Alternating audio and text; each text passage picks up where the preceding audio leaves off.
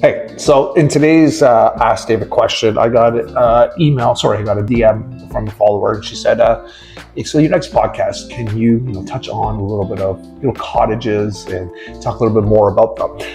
And I responded to her, and I said, and I'm responding here, and I'm like, it's probably not a good idea for me to talk specifically about cottages. Not that I haven't sold cottages in the past, but that's not 100% in my wheelhouse. I think it's better coming from somebody who does that, every single day, that's like their focus. Because there's a lot of things on cottages you don't really think about as us selling, in the city. Like, there are some septic tanks you have to worry about.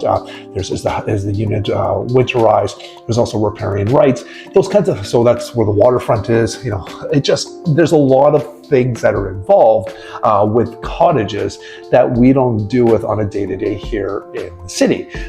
Again, not to say that we don't know a lot about them, but I just suggested to her, if you needed to have more information, even I go to a local expert when it comes to certain cottages, certain areas that we want to go to and say, hey, what are you noticing here and there? We also have more experts in our office that deal with just cottages. So as much as I know about it too, I don't want to pretend that I'm the expert on that, and that's why I'm not going to touch on it in the podcast. But I love the question, and if you have any questions you want me to talk about on my podcast, hey, I'm all ears.